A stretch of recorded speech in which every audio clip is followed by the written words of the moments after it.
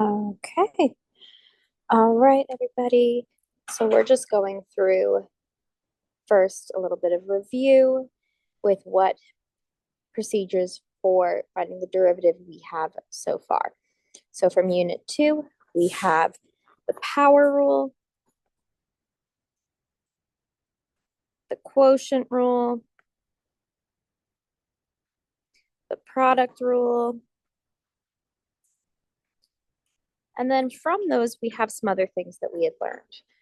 First one being the sum and differences. So that's when you have a whole expression and you take the derivative of each using the power rule. You also found the derivative of trig functions. We found the derivative of exponential functions, such as e to the x. Good afternoon, Baltimore City College. Teachers and students, pardon this interruption. At this time, all varsity and JV boys basketball players and wrestling should dismiss for the buses. Again, all varsity and JV boys basketball players and wrestling teams should dismiss for the buses. Have a great day, everyone, and stay forever. E to the x or a to the x. The other ones that we have were our logs. That was our natural log. And then when we did the derivative of a constant, that became 0.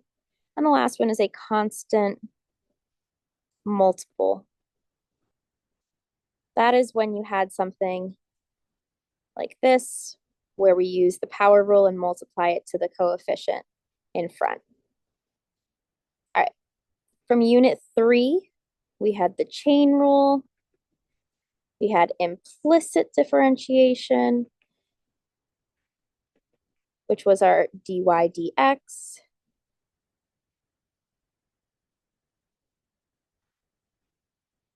We had inverse functions. And from last class, we did inverse of trig functions.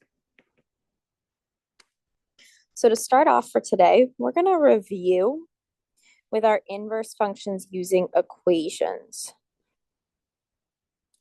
So for this first problem, we're told if f of x equals 3x to the third plus 1, and g is the inverse function of f. So we're told that g is the inverse.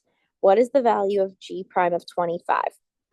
So this means that our f inverse of 25, we need to find what that is.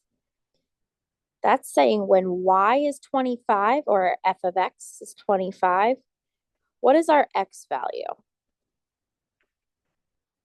So we need to solve for x in our original equation.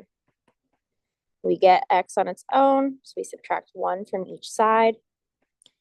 Divide by 3, we get 8 equals x to the third. And we take the cube root of each side to get 2 is equal to x. So our inverse of 25 is 2. So that was just a step to get the inverse. Now, because we want the derivative, our g prime, we need to get the derivative of our f equation. So we need our f prime of x. So we take the derivative of our f of x equation. Derivative of 3x to the third is 9x squared. And derivative of 1 is 0, so we're left with 9x squared. The last step is to plug it into our formula, 1 over f prime of our inverse. So we get 1 over f prime of our inverse, which was 2. And f prime of 2, we plug into our prime equation. So we get 9 times 2 to the second. 2 to the second is 4.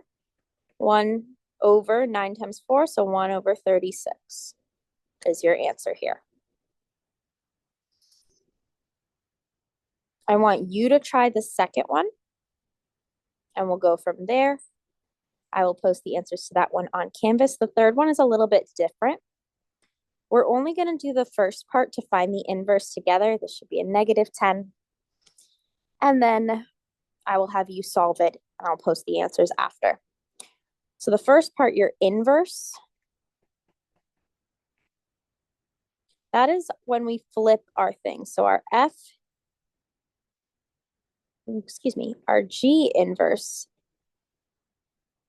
of -10 is going to be equal to our X value, which was -2.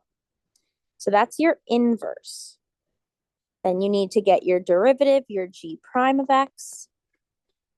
And once you have that, you can plug it into that formula. So again, I want you to solve that. I will post the answers to that on Canvas later, so that way you can check your work. Going back to last class's work, when we were doing the trig functions, the inverse of trig functions, what we had to do was we were making our equations of the tangent line at a point. So again, we have those steps to follow. Step 1, we're going to do number 14, is to find your y. So we plug in the x value. So we have y equals sine inverse of 5 times our x, -√3/10. 5 over 10. Okay, so that's going to become sine inverse of -√3/2. And on the unit circle, the first time that we have a y as a -√3/2 would be at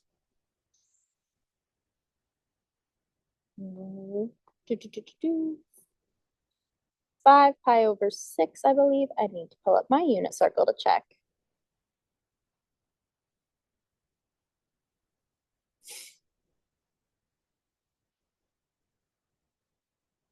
Four pi over 3. Excuse me. So we get 4 pi over 3 as your y value. So we have our x value, we have our y value. Step 2 is to find your derivative of the equation. So find the derivative of sine inverse of 5x.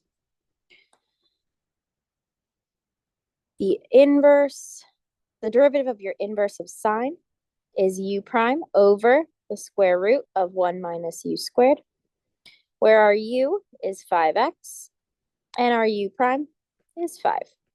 So we get 5 over square root of 1 minus 5x all to the second, which is 5 over square root 1 minus 25x squared. So we applied the square to both things. And then for step 3, you plug in your x for the derivative in the derivative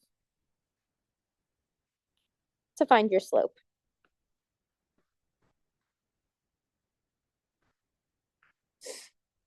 So we have 5 over the square root of 1 minus 25 times -√3/10 squared. So we get 1 minus 25 times, we square both of these things, -√3 squared is 3, over 10 squared is 100. And we multiply our 25, so we get 1 minus 75 over 100. 1 minus 75 over 100 is 25 over 100. And we need to take the square root of that. Square root of that would be 5 over 10. We have a fraction here. We need to multiply by the reciprocal. So 5 times 10 over 5. 5 is the same as 5 over 1. These 5's cancel, and we're left with 10 as our m. And step 4 is to plug y, x, and m into y minus y1 equals m times x minus x1. I'm going to write that equation over here in the spot for 13, since I'm not going to do 13. So we get y minus our y, 4 pi over 3, equals our m, 10, parenthesis x minus our x, root 3 over 10. Two negatives make a positive, so we get y minus 4 pi over 3 equals 10 x plus root 3 over 10. All right. I want you to do number 16, and I will post the answer to that on Canvas as well. The nice thing about today's lesson is that it is all review. You just need to select the procedure to find the derivative of these, or do as it says. I want you to practice using the skills you know, numbers 1 through 7. And then if you feel up to the challenge, 8, 9, and 10. That is going to be your work for the day.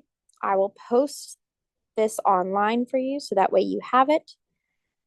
But I hope you guys are having a great time in Spain.